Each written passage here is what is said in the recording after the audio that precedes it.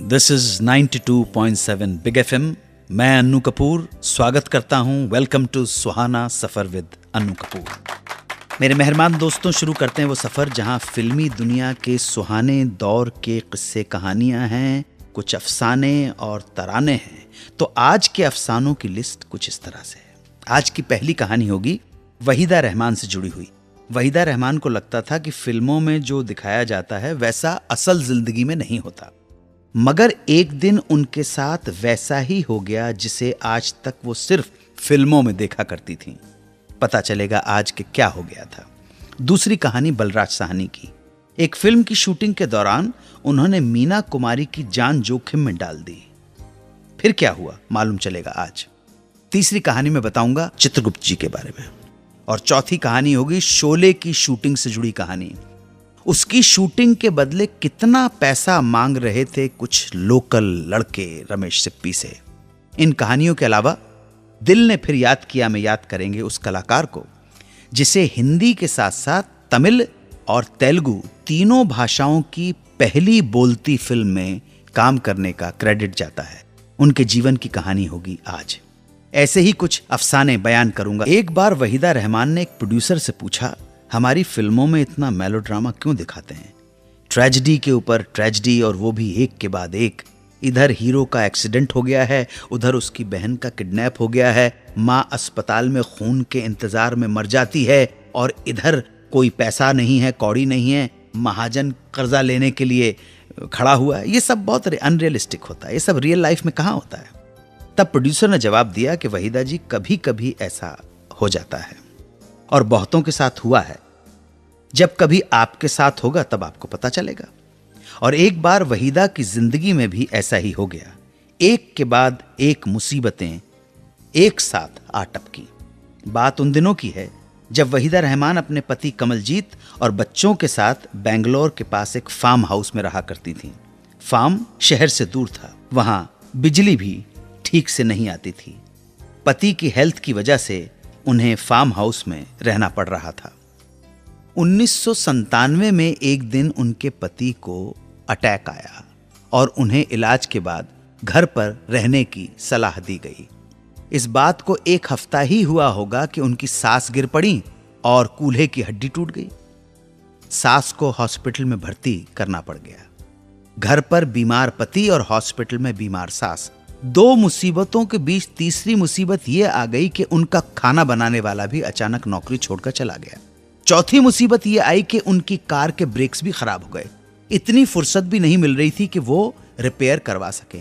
इन्हीं दिनों बारिश भी जबरदस्त पड़ना शुरू हो गई, सो फार्म हाउस का फोन भी डेड हो गया। मतलब जितना बुरा हो सकता था वो सब हो गया।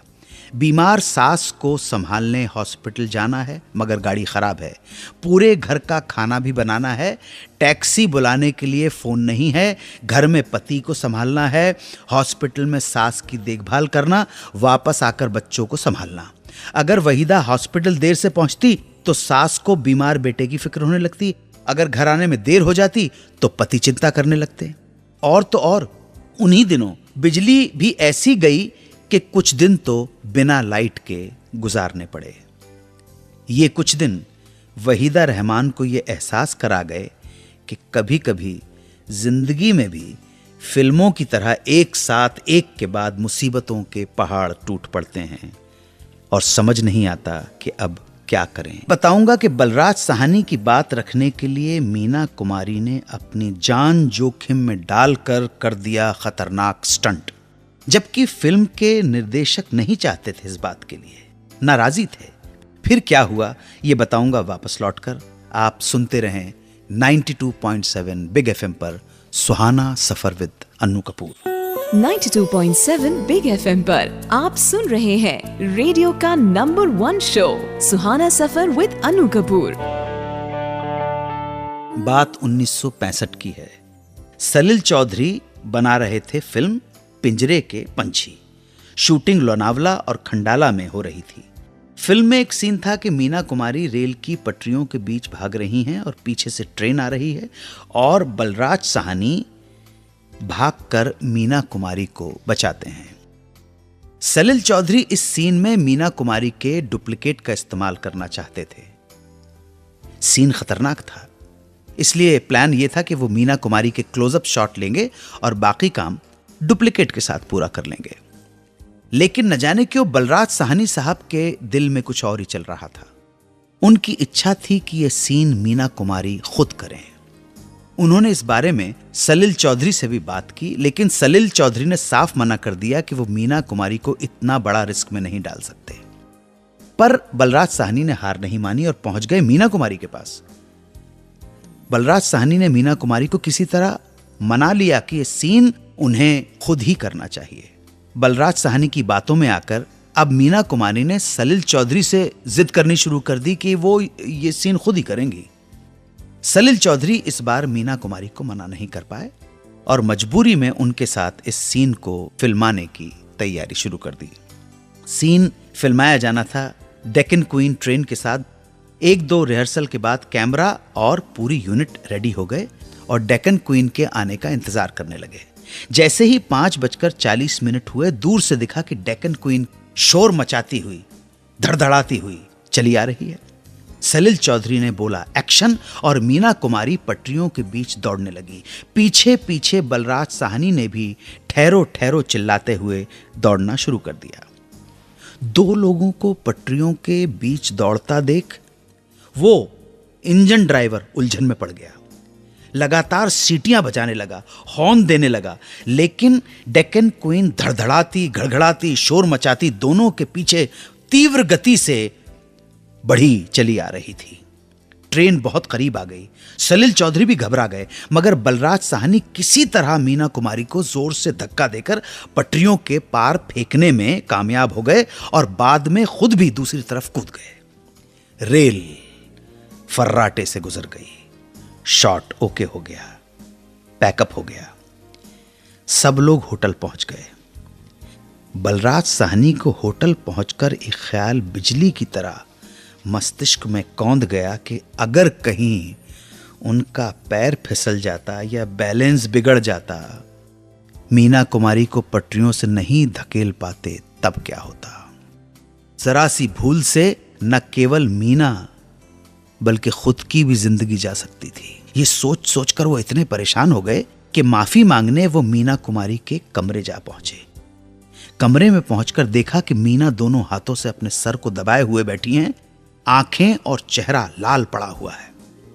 दरअसल पटरियों के किनारे पत्थर के टुकड़ों से मीना के हाथ पांव कई जगह से छिल गए थे। बलराज साहनी ने मीना कुमारी से कहा कि इसका कारण मैं हूं। मैं बहुत शर्मिंदा हूं और आपसे माफी मांगने आया हूं। मुझे न जाने नेचुरली सीन करने का भूत कहां से सवार हो गया था, जिसकी वजह से मैंने आपकी जान भी जोखिम में डाल दी। इस माफी के बाद बलराज साहनी ने कसम खा ली कि वो नेचुरल सीन के चक्कर में अब दोबारा कभी जान जोखिम में नहीं डालेंगे, कम से कम किसी दूसरे की। तो दिल ने फिर याद किया। इस सेगमेंट में हम आज याद करेंगे उस निर्माता, निर्देशक और अभिनेता को जिसने भारत की 3 भाषाओं की पहली बोलती फिल्मों में काम किया। ये शख्सियत कौन थी और उनके जीवन की क्या कहानी थी, ये सब थोड़ी ही देर में। आप सुनते रहें 92.7 बिग एफएम पर Suhana Safar with Annu Kapoor. 92.7 Big FM पर आप सुन रहे हैं रेडियो का number 1 show Suhana Safar with Annu Kapoor. दिल ने फिर याद किया में आज दिल याद करेगा एलवी प्रसाद को।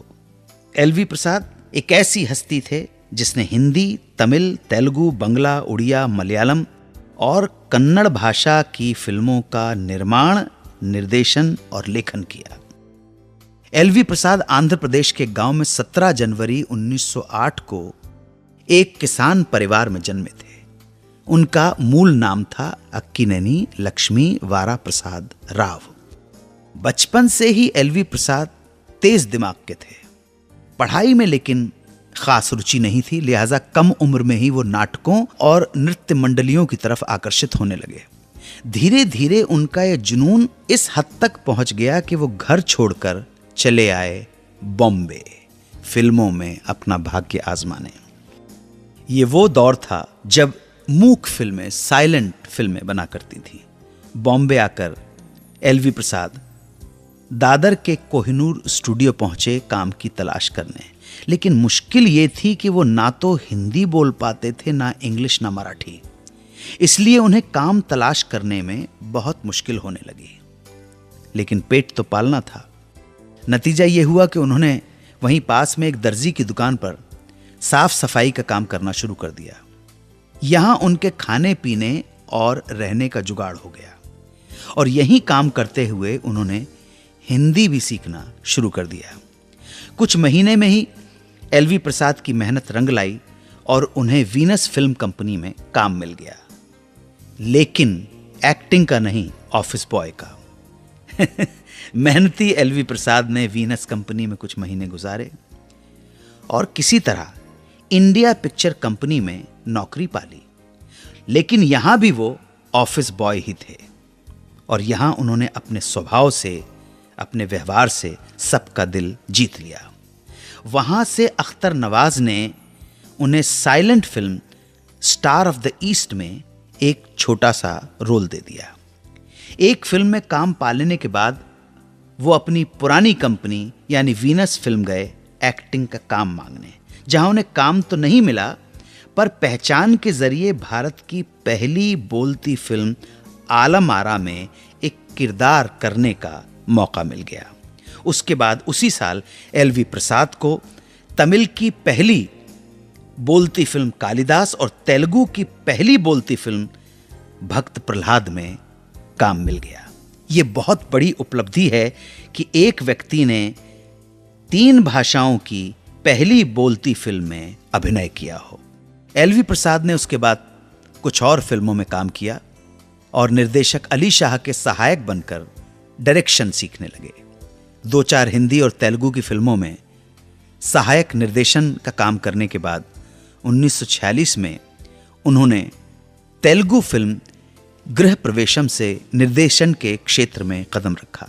इस फिल्म की कामयाबी ने उनकी अलग एक पहचान बना दी और उन्होंने तेलुगु और तमिल फिल्मों में अपना एक खास मकाम बनाना शुरू कर दिया।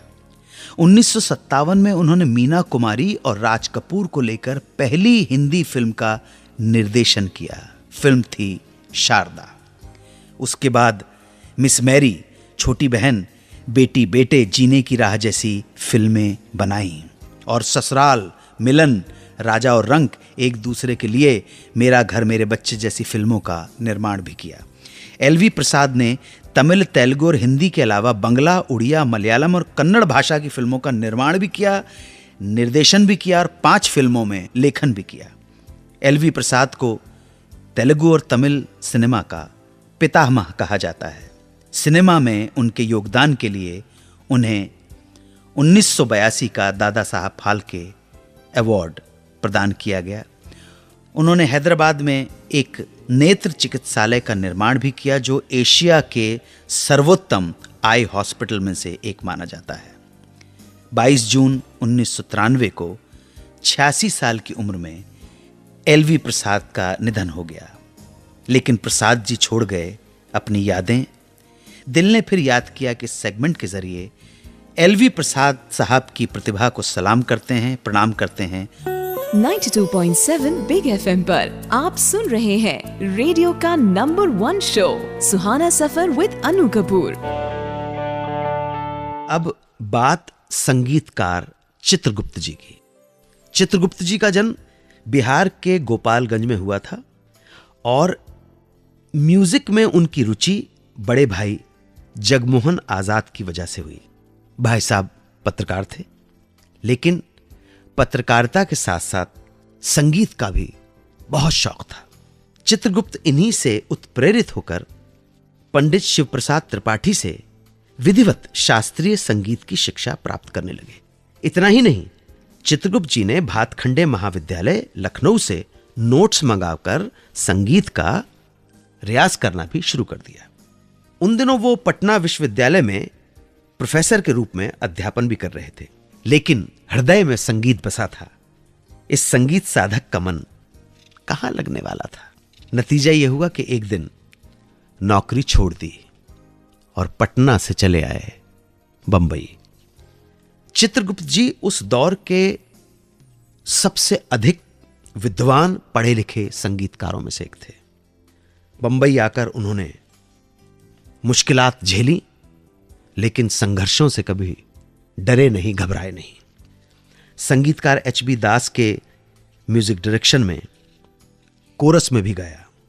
उसी दौरान उनकी मुलाकात हुई संगीतकार एस.एन. त्रिपाठी से। एस.एन. त्रिपाठी चित्रगुप्त से मिलकर बहुत प्रभावित हुए, बहुत अच्छे लगे और उन्होंने अपना असिस्टेंट बना लिया। कुछ ही दिनों में उन्हें as an independent music director पहली फिल्म मिली, लेडीज रॉबिन हुड। यह पहला ब्रेक था। उसके बाद चित्रगुप्त जी धुनों की यात्रा पर निकल पड़े और फिल्मों में बेजोड़ संगीत देने में मशगूल हो गए। ये बहुत कम संगीत प्रेमी जानते हैं कि गीता दत्त ने सबसे ज्यादा गीत दादा चित्रगुप्त के लिए गाए हैं। लता जी के साथ बहुत करीबी रिश्ता रहा, इतना कि चित्रगुप्त के बेटे मिलिंद का नामकरण भी लता जी ने ही किया था। चित्रगुप्त जी ने बड़ा आदमी, अपलम चपलम, ओपेरा हाउस, औलाद, मैं चुप रहूंगी, आकाशदीप और भाभी जैसी फिल्मों के साथ साथ 40 से भी ज्यादा फिल्मों में संगीत दिया है। बहुत ग्रेट मानता हूं चित्रगुप्त जी को। ये पर्वतों के दायरे, ये शाम का धुआं, चल उड़ जा रे पंछी के अब ये देश हुआ बेगाना, क्या क्या गीत कंपोज किए हैं।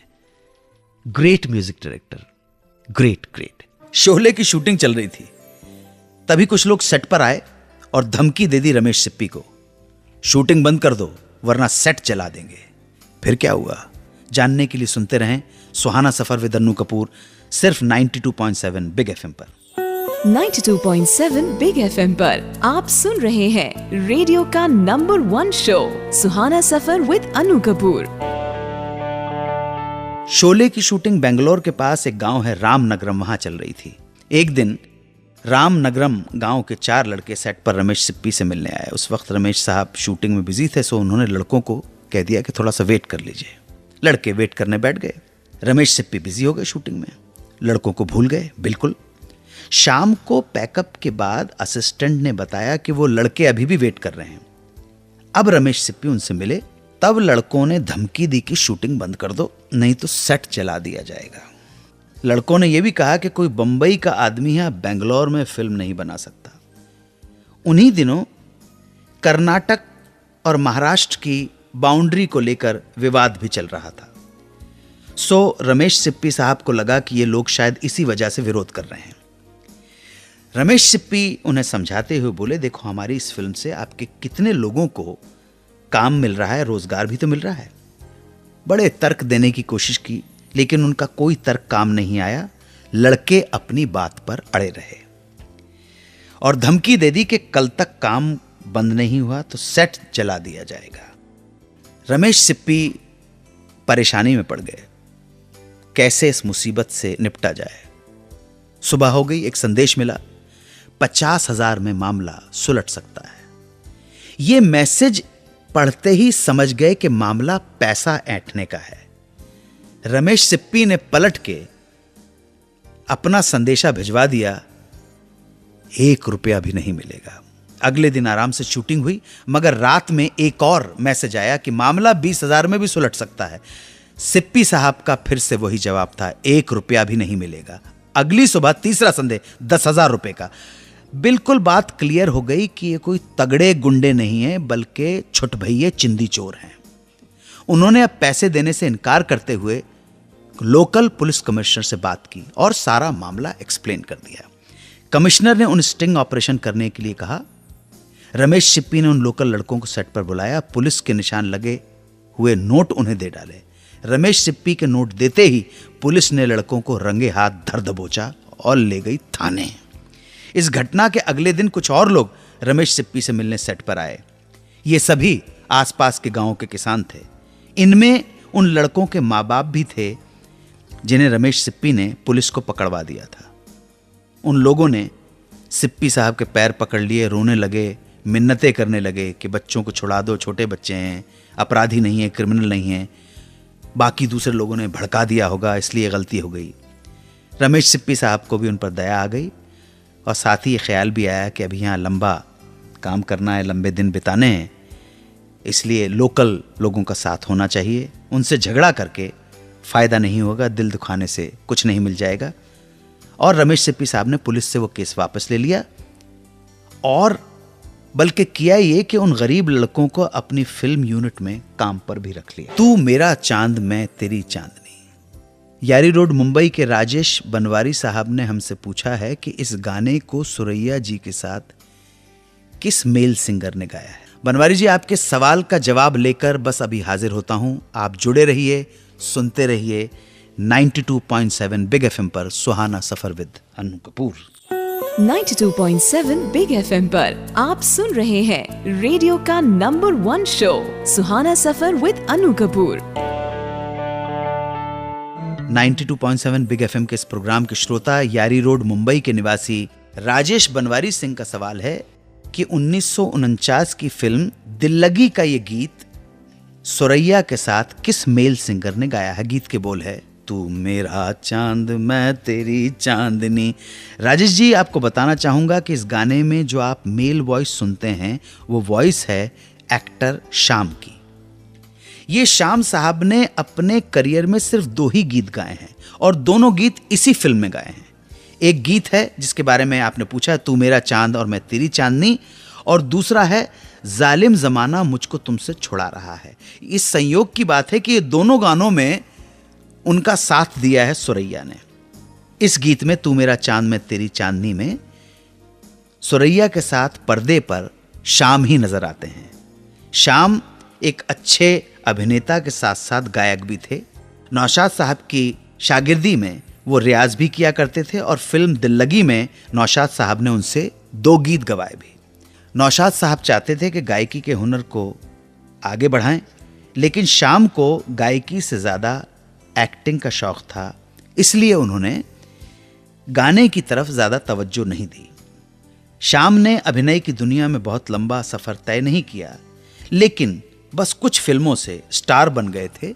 उनकी फिल्में चली भी खूब, लेकिन एक फिल्म की शूटिंग के दौरान वो घोड़े से गिरकर घायल हो गए और कुछ दिनों बाद उनकी मृत्यु भी हो गई। मैं उम्मीद करता हूं कि आपको सवाल का जवाब मिल गया होगा। फिर मुलाकात होगी, आप होंगे और हम होंगे सुनने को और सुनाने को इस प्रोग्राम में जिसका नाम है सुहाना सफर विद अन्नू कपूर, सिर्फ 92.7 बिग एफएम पर। नमस्कार, जय हिंद, वंदे मातरम। 92.7 बिग एफएम पर आप सुन रहे हैं रेडियो का number 1 show Suhana Safar with Annu Kapoor.